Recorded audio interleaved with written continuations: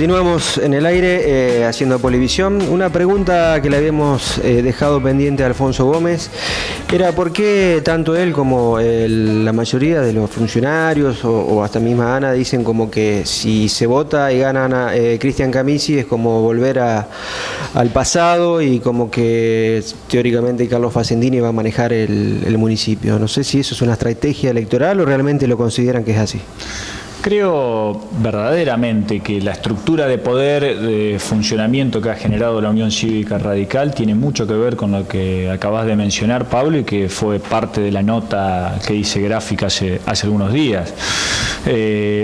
Y no lo digo por Cristian Camisi en sí mismo, sino digo por precisamente cómo se toman las decisiones dentro del propio Partido Radical, y lo digo no por una cuestión estrictamente electoral, sino le digo desde una cuestión estrictamente pragmática. Cuando uno ha tenido que debatir o discutir cuestiones en el Consejo, y tiene que ver con lo que hablábamos del Cabildo, uno ha encontrado respuestas de determinados concejales diciendo se define en el partido, literalmente, con lo cual no tenían ninguna autonomía como para tomar absolutamente ninguna decisión. Entonces, si eso pasaba en el Consejo con proyectos de ordenanza en donde se podrían haber debatido, que ni siquiera se tomaban el trabajo de argumentar, simplemente decían esto para nosotros funciona así, se decide así, uno cree que en la práctica, más viendo cómo es la campaña, cómo uno sabe que se financian las campañas, cómo se toman las decisiones dentro del radicalismo, creo que es parte de la realidad que hoy no le toca vivir al partido. No por nada hay muchos radicales que se han mostrado descontentos de lo que fue todo este proceso.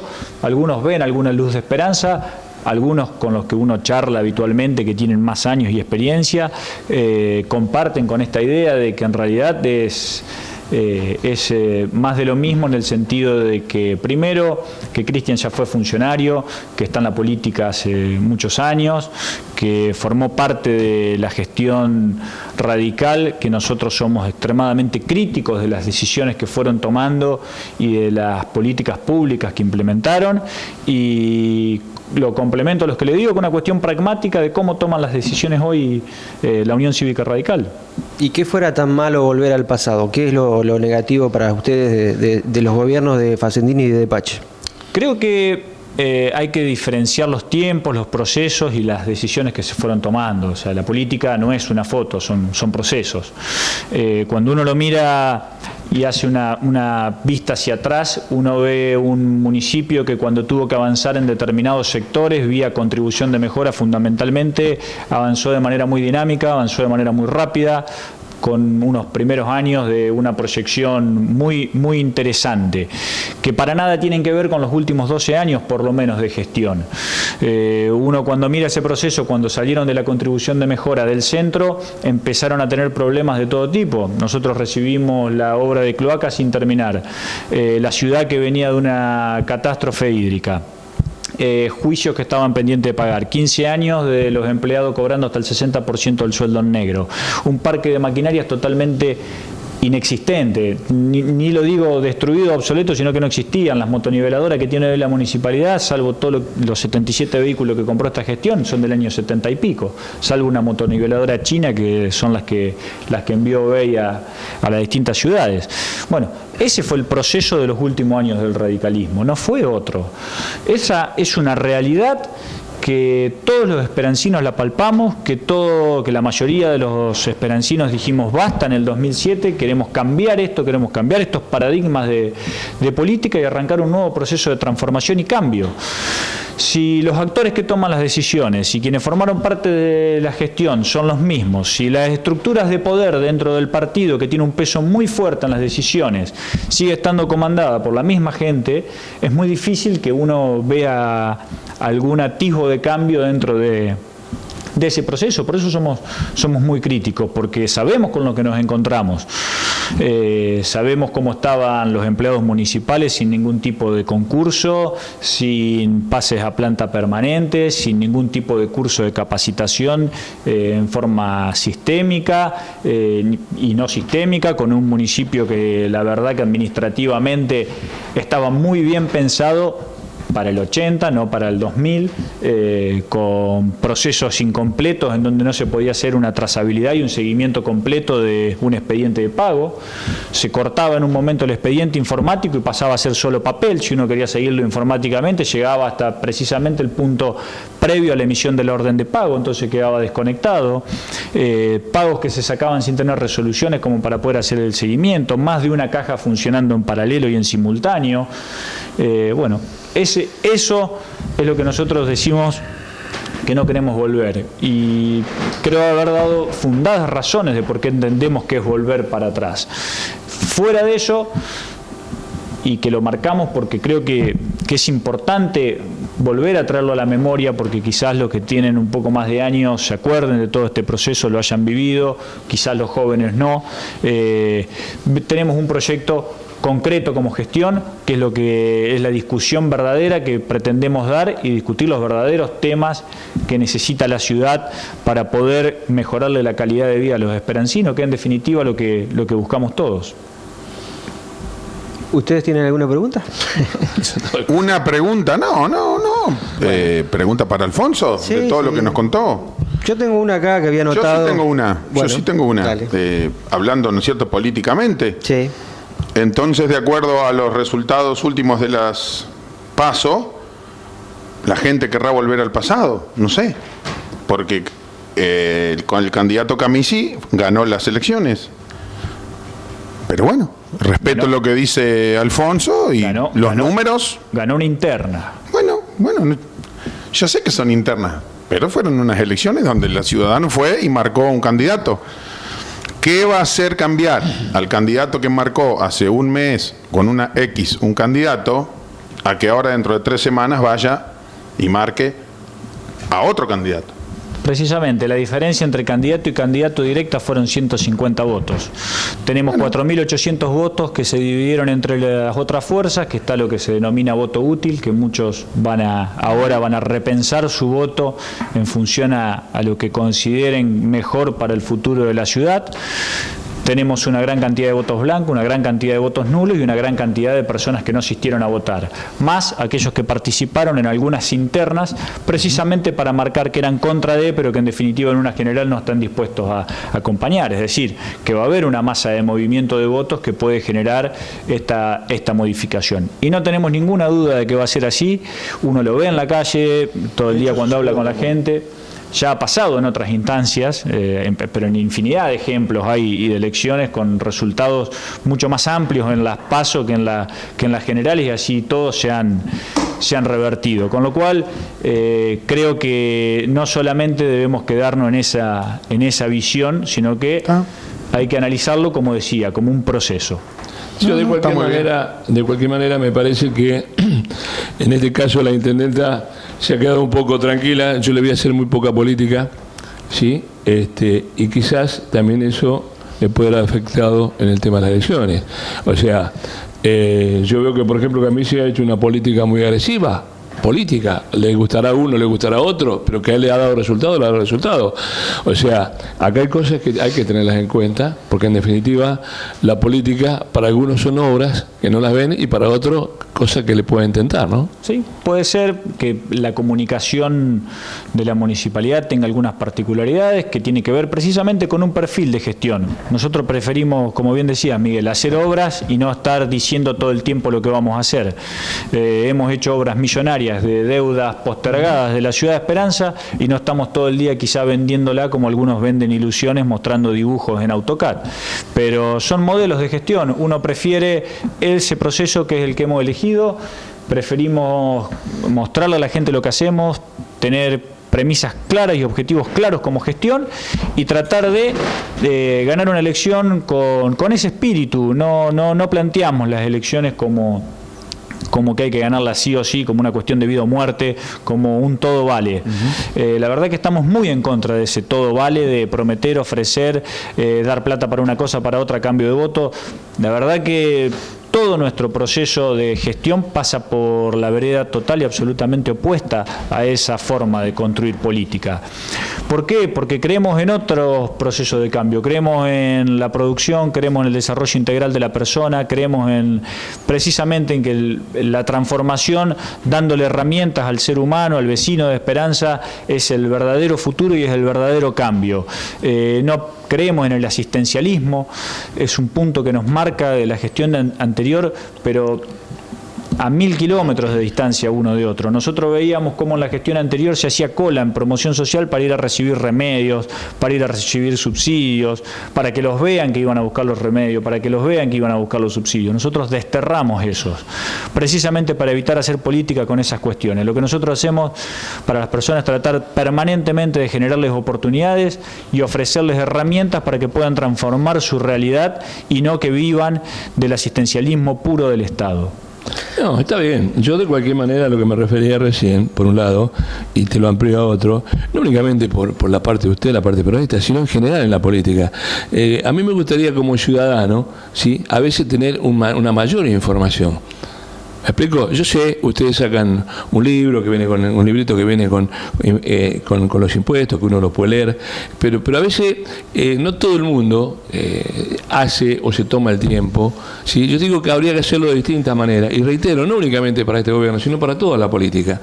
Entonces, por ahí el ciudadano, porque también el ciudadano es cómodo, seamos claros en esto, ciudadano cómodo, después cuando por ahí se da cuenta que lo que él pensaba era distinto, por ahí ya es tarde. Entonces, lo que hacemos por acá en esta mesa, donde yo siempre digo que somos tres tipos con ganas de laburar, con ganas de tirar ideas, sin ser profesionales de nada, cada uno lo suyo, lo que tratamos de buscar es ver si el ciudadano se involucra, participa, tira ideas. Entonces me parece que la cosa pasa por ahí. Dos cuestiones. Comparto el análisis que hace. Hay que tratar de transformar esa realidad de vecino en ciudadano y que cada uno de los esperancinos se comprometa con los problemas que tiene la ciudad, porque vuelvo al concepto que dije al principio, la ciudad la construimos entre todos. Ahora, como Estado hay que brindarle las herramientas, hay que volverlo al Estado amigable para que la persona se pueda acercar. Hablábamos del cabildo abierto, esa es una herramienta, pero no es la única. Hay que generar un montón de otros procesos de acercamiento entre el Estado y los vecinos. Nosotros nos hemos dado un trabajo de publicar toda la información de las finanzas públicas año tras año en la página web de la municipalidad. Para cualquier vecino que quiera, tiene un informe de las finanzas públicas del año 2005 al 2009, del año 2010, 2011, 2013, 2014, es decir, de todos los años. En los últimos años están todas las ejecuciones presupuestarias, están todos los balances de tesorería. Ampliamos la facilidad de tener acceso a la información al vecino para que también el vecino que quiera pueda ir informándose y tener más herramientas para dar debates y poder dar discusiones.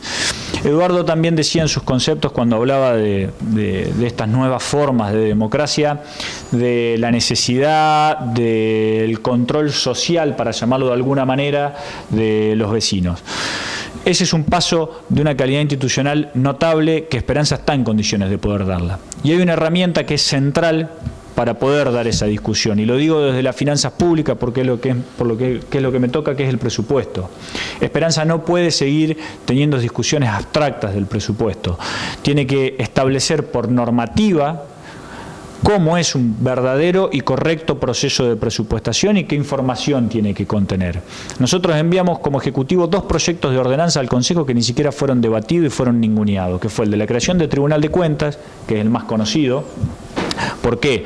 Porque también avala lo que hablaban Eduardo y Néstor, uno como ex concejal y otro como actual concejal, de la falta de idoneidad técnica que a veces se tiene en algunos conceptos. Uno no puede llegar al Consejo y pretender saber de todo.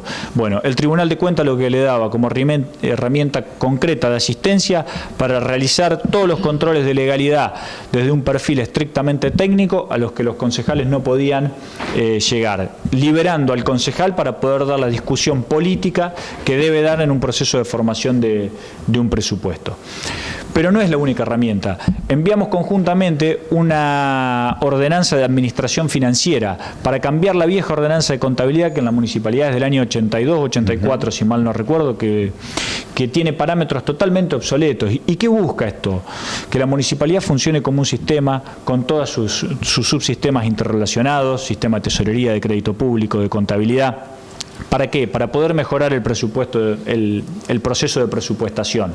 Para tratar de llegar a qué objetivo último y concreto, tener un presupuesto que tenga medidas físicas, no solo monetarias. Un presupuesto por programas que nos diga qué objetivo tiene que cumplir el programa, qué actividades debe desarrollar el programa, qué insumos necesitan esas actividades para poder ser desarrolladas.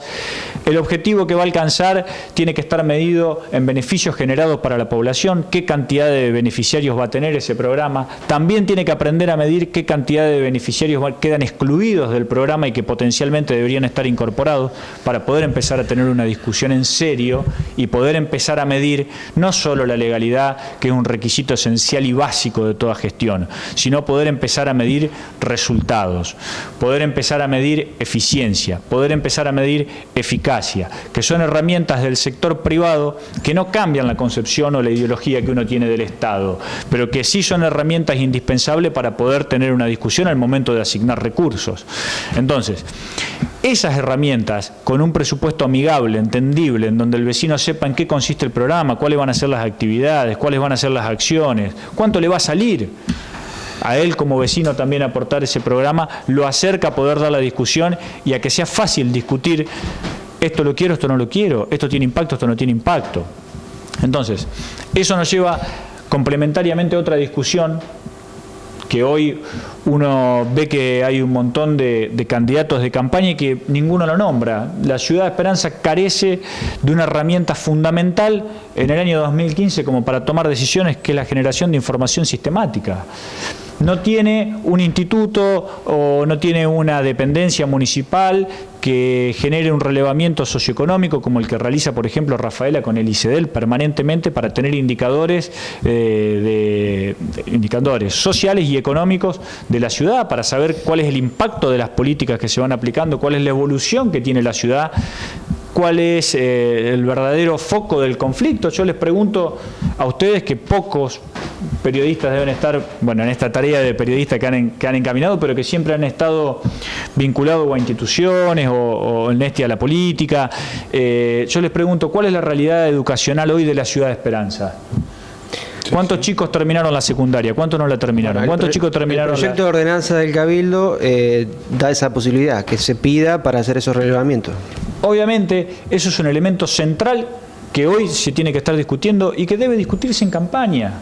Hoy no se discute y yo no escucho a nadie que lo esté discutiendo. Nosotros tenemos un proceso de discusión generado con el Instituto Tecnológico El Molino, que estamos tratando de generarlo como la herramienta, por las capacidades operativas que tiene el instituto, como el elemento que genere precisamente, que sea el conductor que va a generar esa información.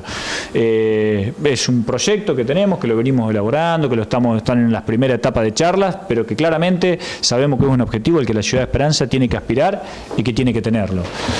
Y lo nombro el Instituto Tecnológico El Molino. Y otra cuestión que uno ve, que hoy se discute muy soslayadamente, creyendo que con jardines municipales, que la municipalidad va a hacer 2, que tiene el proceso de licitación ya en marcha, que en 30 días se van a estar abriendo las licitaciones, parece solucionado el tema de la educación, o parece que abriendo una escuela más en la orilla no hay que hablar de educación en la Ciudad de Esperanza. Y creo que hoy, y el otro día me tocó participar de una charla con la cual coincido plenamente, en la sociedad rural, en donde las Naciones Unidas marca que la verdadera diferencia entre los países de primer mundo y el resto de los países es el capital humano y no el capital físico ni las inversiones. Y nosotros como Ciudad de Esperanza no estamos discutiendo cuál es la calidad educativa de los establecimientos escolares, no estamos discutiendo la cantidad de chicos que quedan afuera de ese proceso. Por el programa Jóvenes pasaron más de 1.200 chicos. Si pasaron por el programa Jóvenes tienen entre 18 y 24 años y no terminaron la secundaria. Esos chicos que no tienen ninguna herramienta hasta que ingresaron a este programa que les empieza a brindar las posibilidades concretas de reinsertarse en el circuito, porque una de las posibilidades que tienen es terminar la secundaria, otra discusión en paralela. Esperanza no tiene un EMPA con la capacidad suficiente para absorber esta demanda de jóvenes que hay. Si no pasan por este proceso, o los que no llegan y no logran un objetivo, vuelven a quedar fuera del mercado y del circuito laboral, y potencialmente es gente que pasa automáticamente a depender indefectiblemente de la asistencia del Estado. Perdón que te interrumpa. Justamente, ese es un tema puntual por la cual vienen las críticas al Cabildo. Y yo creo que del Cabildo se han generado un montón de ideas que quizás no se trabajó tanto, porque también surge de las instituciones. ¿Está? O sea, si bien no se trabaja como se debería trabajar, porque siempre comparamos con Rafaela, pues yo digo, somos muy distintos una cosa y otra. Ojalá copiemos parte de lo que hace Rafaela, pero ahí nacen los problemas. O sea, nosotros tenemos que trabajar desde las instituciones y luego a decir, no importa el color político que lleve el proyecto. Si el proyecto es importante, como lo que está diciendo vos, o lo lleve el radical, o lo lleve el demócrata, bueno, tratémoslo entre todos y busquemos las alternativas.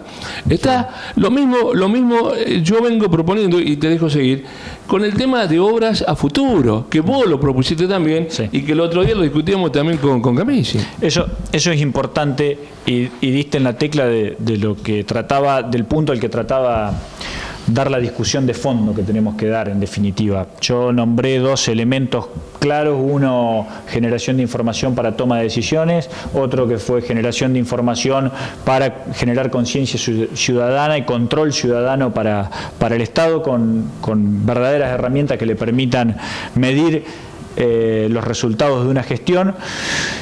Pero en el fondo lo que estamos discutiendo, en definitiva, y marqué lo de la educación, es cuál es el rol de un Estado local. ¿Hasta cuándo vamos a seguir discutiendo si ciudades de las características como Esperanza solamente se dedican a prestar servicios básicos o a hacer obras mínimas, y dependemos estrictamente en lo que hace a materia de educación, que le corresponde por Constitución, en materia de seguridad, que le corresponde por Constitución a la provincia de Santa Fe, o esperamos que lleguen obras de carácter estructural, indefectiblemente por subsidios que vengan de la Nación o la provincia? Bueno, todo el municipio de Esperanza, en su organigrama, en su normativa, en su estructura de financiamiento, sigue en gran parte pensado como un municipio para prestar servicios básicos. Entonces, y a las pruebas me remito, tuvimos que equiparnos con 77 maquinarias nuevas como para poder empezar a cambiar esa dinámica que nos permitió, por ejemplo, hacer el desagüe de Avenida Argentina con recursos humanos propios y con maquinaria propia, o hacer el desagüe de Rafael o de Avenida San Martín, o ahora estar ejecutando el desagüe 27 de febrero. Pero si uno no cambiaba la concepción, no adquiría esas maquinarias, no capacitaba la cuadrilla hídrica, no la formaba, hoy estamos discutiendo otras cosas. Entonces, el primer elemento que tenemos que discutir como esperancinos es qué Estado local queremos y cuánto estamos dispuestos a aportar y de qué manera para poder financiar el Estado local que pretendemos. Obviamente que hay una discusión previa, pero que nos excede a nosotros. Entonces, no podemos seguir esperando que se dé esa discusión previa. ¿Cuál es la discusión previa? Que se termine de definir por Constitución verdaderamente las constituciones locales y dictar la autonomía para los municipios en la provincia de Santa Fe, que se rediscuta una ley de coparticipación provincial, que se rediscuta una ley de coparticipación federal. Hoy lo que estamos viendo, el poder de concentración, de captación de la recaudación tributaria a nivel tributaria y no tributaria a niveles de los gobiernos centrales, es asombroso. La verdad que llega por derrame a ciudades con las características de Esperanza, probablemente entre el 5 y el 10% de lo que sale en materia impositiva solamente regrese a la ciudad. Entonces, ¿qué hacemos? ¿Esperamos que se den esas discusiones o nos sentamos en una mesa amplia y discutimos cuáles son los objetivos que tenemos como ciudad a 20 años y vemos cómo la vamos a financiar, que es parte de la discusión que se tiene que dar? ¿Seguimos con una tasa que alcance para barrer, con 92, 95 pesos por mes promedio por parcela en la ciudad de Esperanza? ¿O pasamos a una tasa promedio de 180 pesos? ¿Para todos? No. El que más tiene, el que más servicios recibe, el que más puede pagar, que más aporte. El que menos, que pague menos. Necesita tener de ese marco, de esa discusión amplia, un destino específico, esos recursos adicionales como para poder ir guiando y direccionando y mejorando el control en base a las prioridades que se fijen de esa mesa común, bueno, que se discuta. Uno de los ámbitos idóneos a nuestro entender para discutir es el cabildo abierto de esto. Pero son discusiones que Esperanza no puede seguir postergando. Yo escucho a veces concejales que no aprueban tributarias porque dicen, porque le cuidamos el bolsillo al vecino. La tasa municipal tiene en promedio, repito, 95 pesos por mes por parcela. Dentro de las erogaciones mensuales que tiene una familia tipo, debe representar una suma prácticamente nula de sus erogaciones, con un promedio de cable video de que hoy con algún servicio complementario está en 700 pesos, con los valores que uno ve, una vecinal, para ser socio de la vecinal, te cobra 50 pesos probablemente, solamente con el hecho de tener identidad con la vecinal, porque la cantidad de servicios que brindan es bastante acotada en relación a los que brinda el Estado local. ¿Podés decir alguna comparación con otras ciudades vecinas? ¿Cuánto están pagando en tasa? Una misma casa que en Esperanza en el centro paga 150 pesos, en Rafael debe estar arriba de los 400 seguro. Santo Tomé, San Justo, San Jorge, están todas arriba de 250, 300 pesos para tener un parámetro directo. Y un ejemplo concreto. El primer año que asume Ana Meiners planteaba una reforma de la tributaria de un porcentaje, si mal no recuerdo, del 50%, que se terminó aprobando a destiempo y creo que alrededor del 20% si la memoria no me falla. Santa Fe, automáticamente cuando envió Corral la modificación, el promedio fue superior al 180% de la variación de la tasa. Y a partir de ahí, Santa Fe despegó y pudo empezar a consolidar un determinado proceso de cambio. Pero la verdad... ¿Está en agenda en el Cabildo eso? Pero la verdad, lo hemos discutido. Como tema sí, el Cabildo ha discutido hasta la metodología de la tasa, con posiciones en algunos casos encontradas, pero entendiendo que la situación actual es una situación regresiva e injusta incluso de la distribución de las dos cosas. Quizá no avanzó el Cabildo en decir, nosotros entendemos que esta es la mejor metodología. Y está bien que no lo haga porque no tiene las herramientas técnicas para poder hacerlo, pero que quedó claramente demostrado, y creo que todo el Cabildo abierto lo comparte de pleno, que la tasa que se paga es insignificante como regla general, es baja, y que el esquema de distribución de la carga es injusto e inequitativo, no me queda ninguna duda. Pero volviendo, no miremos a los costados. Miremos el promedio de la ciudad y miremos si el esperancino lo puede pagar o no lo puede pagar, y si está dispuesto a pagarlo para crecer, y qué se entiende por crecer, a dónde va a ir ese dinero. Vamos a tomar parte de la responsabilidad de la que no se hace cargo hoy la provincia y nos vamos a hacer cargo de la seguridad, como está pasando en Rafaela con la Guardia Urbana, en donde la gente hoy ya confía más en la Guardia Urbana que en la policía de la provincia. Vamos a invertir en cámaras de videovigilancia, como el proyecto de ordenanza que nosotros estamos enviando al Consejo, más lo que estamos aportando de rentas generales, o vamos a empezar a invertir en algunas obras en manera, presentándolas en etapa para ir solucionando el problema hídrico. Vamos a encarar Wenfeld, Maurer, redimensionamiento del 1 de Mayo, Urquiza, Alem, todos canales que son indefectiblemente necesarios para solucionar el problema estructural hídrico que tiene la ciudad de Esperanza por no haber sido contemplado con la proyección que requería en el momento que se hicieron, o técnicamente con la recurrencia que debería haber tenido. Bueno, creo que hoy el meollo central de la discusión está planteado en eso. Por eso uno habla de modelos de ciudad y uno ve cuáles fueron los modelos anteriores y uno dice: nunca pusieron esto arriba de la mesa, nunca quisieron discutir esto, siempre prefirieron tener una tasa escondida, subsidiada, baja, más allá de que pagaban el 60% de los sueldos en negro, pero prefirieron hacerle vivir de alguna manera un mundo de fantasía al vecino y decir, miren qué poco que pagan, a pesar de que la tasa en términos relativos en el 2005, si uno lo compara con el indicador que quiera, con un litro de gasoil, con pan, con una cerveza, con una entrada a un boliche o con el precio de una hora hombre, era más representativa en el 2005, en el 2003 que ahora la tasa. Es decir, ha tenido una pérdida de peso relativo a través del tiempo. No solo que no la mejoramos, sino que la hemos empeorado. ¿Cuánto entendés vos para una proyección, corregime si me equivoco, en los próximos 5 años, 10 años, que deberíamos tener en el próximo año, en el próximo presupuesto, una tasa o una ley adicional para obras mayores? Yo te lo invierto la carga. primero discutamos qué obras necesita la ciudad y después pongámosle el financiamiento. Y en qué etapa y en qué tiempo. Me refería a las obras que estaba nombrando recién vos. Bueno, yo creo que hoy lo que pasa es que plantear la obra hídrica de carácter integral, como la planteé, es una masa de no menos de 100 millones de pesos como para poder realizar todos los desagües. Yo te escuché algún monto por ahí. Donde la municipalidad recauda 24 millones de pesos. Y hay un elemento complementario en esto, que hoy también son discusiones que en Esperanza no se dan, pero que en el resto de las ciudades que pretenden crecer la dan al menos a la discusión. Porque yo lo que digo es que no salga aprobado como lo quiere el Ejecutivo, pero que lo empecemos a discutir, incorporémoslo en la agenda de la ciudad. Esperanza, ¿se tiene que endeudar o no se tiene que endeudar? ¿Por qué tiene que pagar esta generación, las que nos toca a nosotros, obras que van a servir para los próximos 50, 60, 100 años?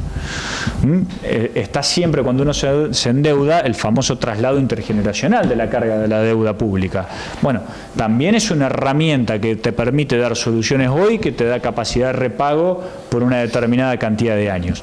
Ahora, nada de esto va a salir si no nos despojamos de lo que decía hoy, y por eso también vuelvo a lo del modelo, cuando se lo marcaba al Néstor, el no por el no en sí mismo, y este tema no lo discuto, y este tema no lo discuto, y este tema no tengo mandato del partido, y de expropiación a mí no me hablen, y de deuda a mí no me hablen. Bueno, hay que empezar a romper esas barreras de discusión, y una manera es el cabildo abierto. Estos temas tienen que formar parte de la agenda de la Ciudad de Esperanza para construir una ciudad en serio en los próximos 20 años. Te quería hacer una consulta sobre el programa provincial Mi Tierra, Mi Casa, que lo he visto en otras ciudades que ha avanzado, ha tenido resultados y acá muy poco. ¿Qué pasó? ¿No se pudo avanzar? No es que no se pueda avanzar. El programa Mi Tierra, Mi Casa tiene distintas vertientes y distintas variantes. No es un programa cerrado. En el primer momento, cuando tuvimos una reunión, la primera propuesta, la original que nos hicieron, fue: ustedes ponen la tierra, nosotros ponemos la construcción, después el vecino paga la construcción, podemos llegar a ver si discutimos si ustedes recuperan o no la tierra. Es decir, que la primera propuesta original que tuvimos fue: la municipalidad no recupera nada porque aporta la tierra, la provincia pone la construcción y sí la recupera, que hoy en términos relativos de plata, en definitiva estaba poniendo más el municipio que la propia provincia. Después lo fueron modificando al Mi Tierra, Mi Casa, y la última propuesta que nos hicieron fue el de financiamiento para urbanización, si teníamos manzanas disponibles como para poder urbanizar. Y la realidad hoy, que el problema central de tierra de la Ciudad de Esperanza no pasa por la urbanización, pasa por la concentración en la tenencia. El Estado local no tiene manzanas como para urbanizar y decir, bueno, tomamos estas 20 manzanas que son del Estado local, no tenemos plata para hacer la urbanización, 1 millón por manzana, 1,5 millones por manzana, no sé cuánto estará el precio actualizado, los últimos valores, no creo que sea inferior a eso, por manzana. ¿La provincia tampoco tiene bloques acá, en Esperanza? No, la provincia no tiene macizos de tierra, incluso la municipalidad, en las últimas cuestiones que quiso hacer la provincia, tuvo que ceder tierra. Pregunta, ¿y por qué no se pueden encarar proyectos como encaran los privados, por ejemplo? Barrios un poco alejados de la zona exactamente urbana. A lo mejor dentro de la zona urbana, pero yo no conozco exactamente a dónde termina. Y digamos, así como hay planes y demás, y con proyecciones, buscar distintas alternativas. Sí. Uno tiene que buscar alternativas, pero en esto hay que ser realista cuando uno busca estas alternativas. Creo que es un camino de la interacción entre lo público y lo privado y tratar de entre ambas partes decir, llegamos a un acuerdo para generar tierra a bajo costo.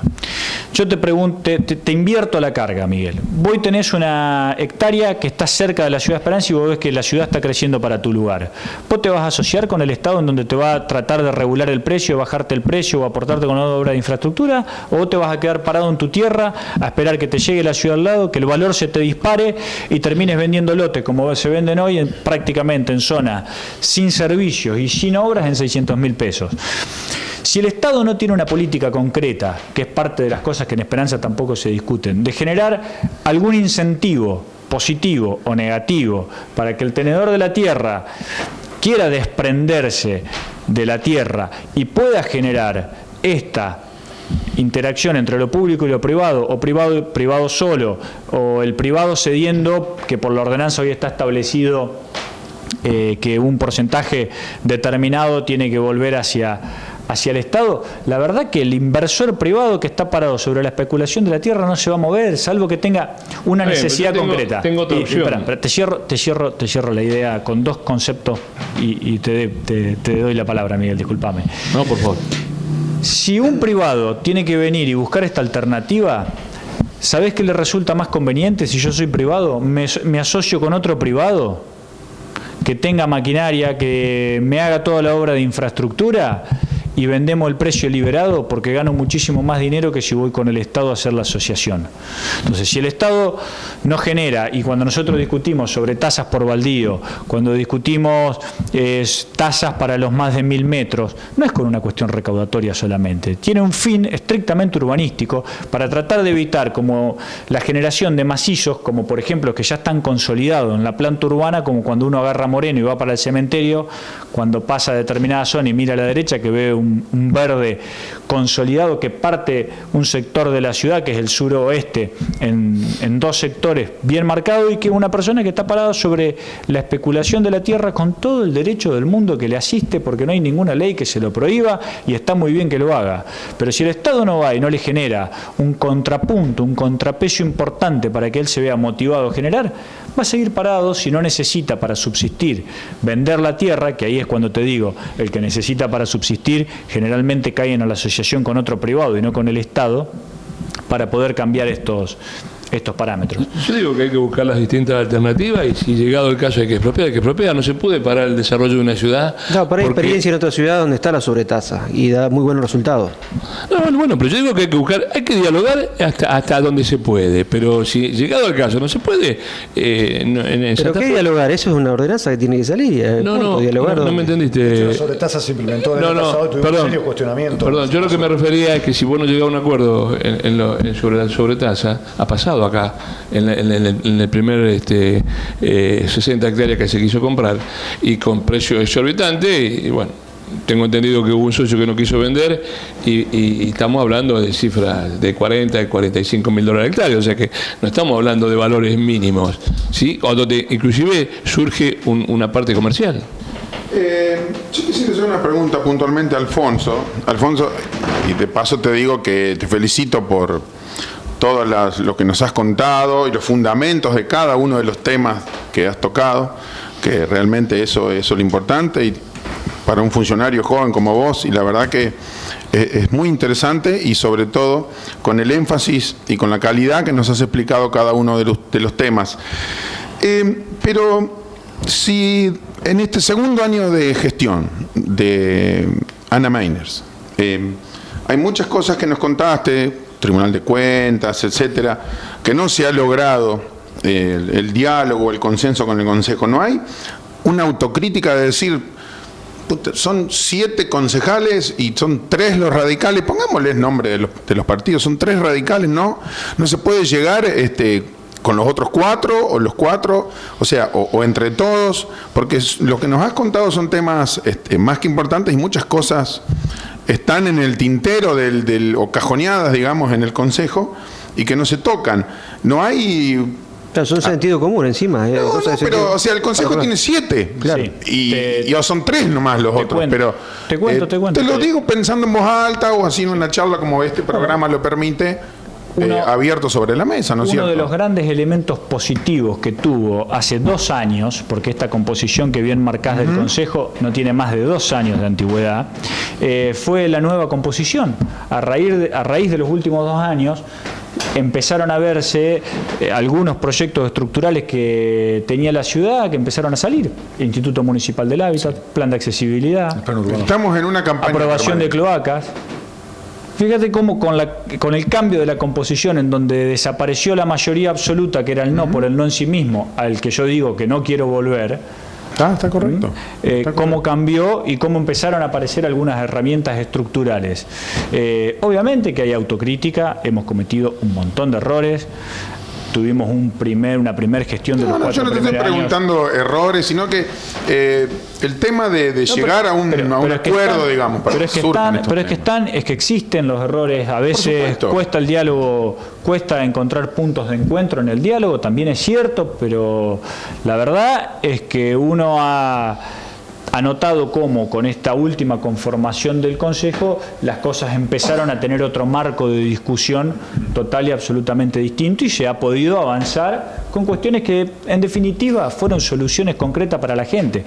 Sale el plan de accesibilidad, el primer año completo fue tratar de destruirlo por parte del radicalismo. Nota que hacían, nota para tratar de destruirlo y denostarlo. ¿Cómo viene? ¿Viene bien el plan? El plan, hoy gracias a Dios, viene con un ritmo de ejecución excelente. Ahora el clima está ayudando. Tuvimos una época verdaderamente complicada con la lluvia, porque además llovía un martes, se quería abrir la caja, llovía los 3 días de nuevo, que era extremadamente complejo. Pero si hoy mira los resultados, Avenida Argentina está terminada, Avenida San Martín está terminado, el sur, atrás de las Naciones, Terragni, atrás de la cancha de Mitre, toda esa zona, Crespo, está toda esa zona terminada. Está terminándose, que ya se empieza a trasladar en la zona, para llamarlo de alguna manera, suroeste, calle 1 de Mayo, Pringles, toda esa zona está terminada con pavimento y con cordón cuneta. Se está trasladando hacia una nueva zona en calle Román, al norte de Ruta 70. En la actualidad se está trabajando en los desagües que van adelante de la obra de calzada en Barrio Unido, en donde ya se terminó de consolidar América y se está yendo la calle Perú, y que cuando se termine Perú como transversal de pavimento se van a hacer Libertad y Ameguino para dar 2 salidas más complementarias y terminar de definir las troncales de ese barrio, permitiendo que ningún vecino tenga más de 2 cuadras de distancia, prácticamente menos incluso en la mayoría, como para poder llegar a una calle de calzada que le permita conectarse o con la ruta o con Avenida Argentina, o salir directamente por Perú a ruta 6.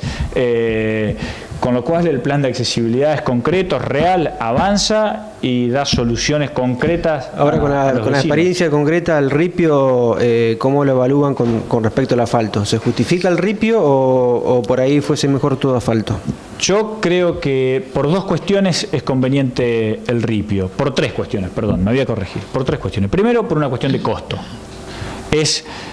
Vale mucho menos que la mitad del pavimento. Agarran una revista. ¿Pero cuánto tiempo urbana, te dura y cuánto? Agarran una revista urbana. Hoy la cuadra de pavimento, si miran Arquitectura Urbana, que es una revista de publicación, está el metro cuadrado, por el valor que tiene el metro cuadrado, está proyectando la cuadra arriba de los 600.000 pesos ya, cuadra de pavimento de hormigón, sin desagües. O sea, solamente la calzada. Esa misma cuadra en ripio debería estar alrededor de los 250.000 pesos hoy. Con 2 particularidades complementarias. Primero, que es por etapa. Todo lo que se hace el trabajo de base y el consolidado del cordón cuneta sirve. Es decir, que por más que uno vea que se deteriora en sí misma la piedra arriba, la base y la compactación que tiene es exactamente la misma que se hace con el hormigón.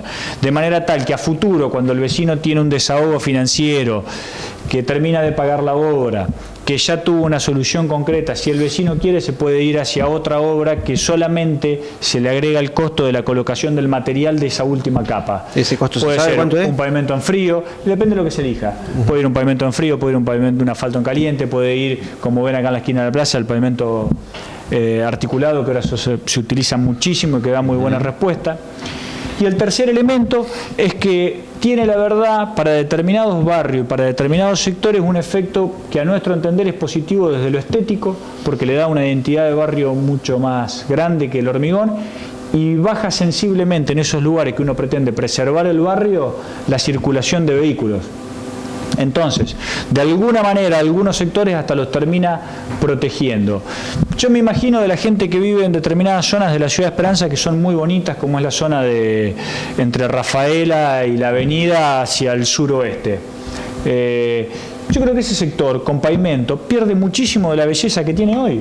En cambio, con la eliminación de la cuneta, porque el cordón cuneta precisamente elimina, te permite llevar la vereda a nivel, emparejar los niveles, teniendo la calzada con un ripio que te permite salir siempre, que no tenés ningún problema en los días de lluvia, que no tenés barro, que prácticamente no tenés tierra, preservando la tipología de barrio que tiene, creo que le agrega mucho más valor, a mi entender, que un hormigón.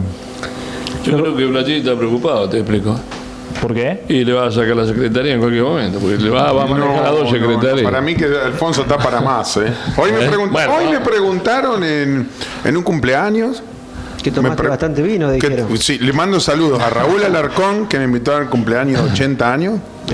A su hijo Claudio, que compartimos una linda mesa hoy de unos debates bárbaros. ¿Le llevaste un regalo, sí, no? Sí, un regalo. A Adrián Paoli, a Cacho Paoli. No, todos ellos me pidieron el regalo saludos. Es que le deja ganar al tenis muy seguido. Claro. También hubo, ya que estamos hablando de saludos, hubo Mimi Mering, ¿la conocen? Sí. Bueno, también estuvo opinando por el Facebook de Polivisión. Sí, y a Juan Carlos Pirola de Estados Unidos también. Así que estamos, ¿no? Está escuchando Pachina, sí. Bueno, está en California. Así que ¿viste, Pablo? Está internacional, Pablo. Y no trajiste el Malbec.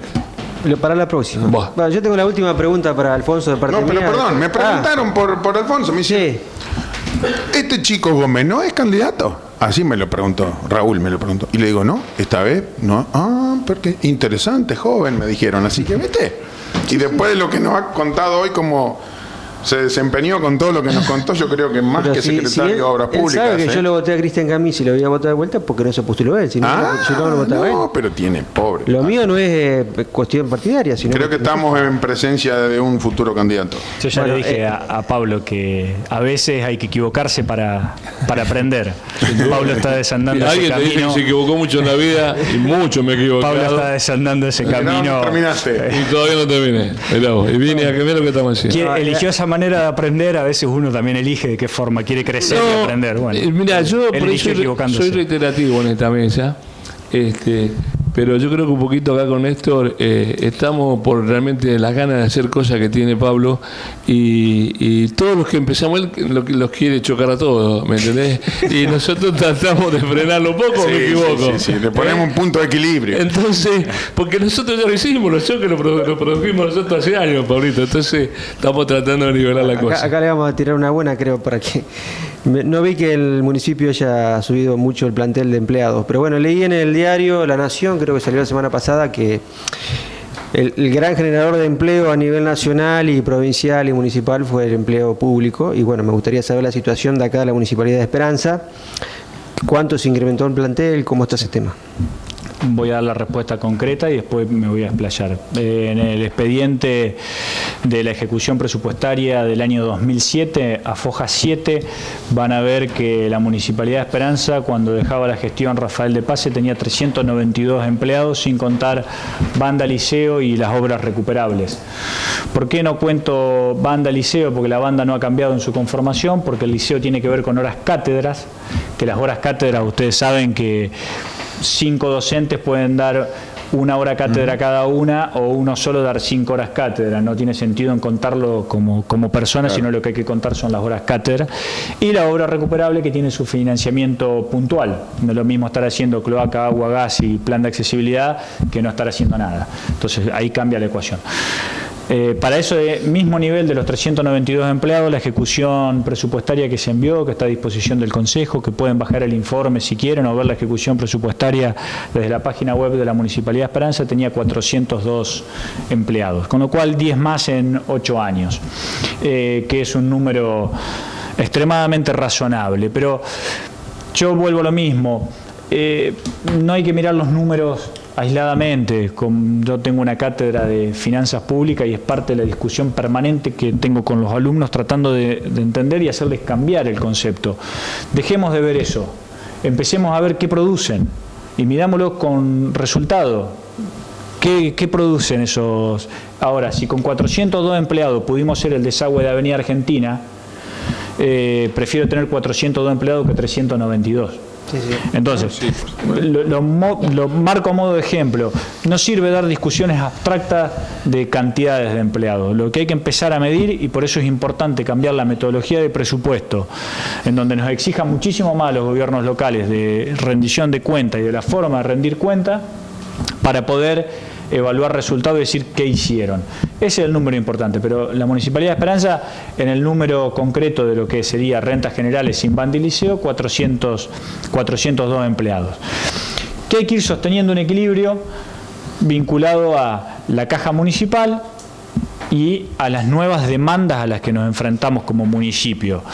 La problemática de la droga y la problemática del narcotráfico empieza a generar en los municipios y en los gobiernos locales también un cambio de mentalidad de cómo afrontarlo, y son problemas extremadamente complejos, como son casi todos los problemas sociales.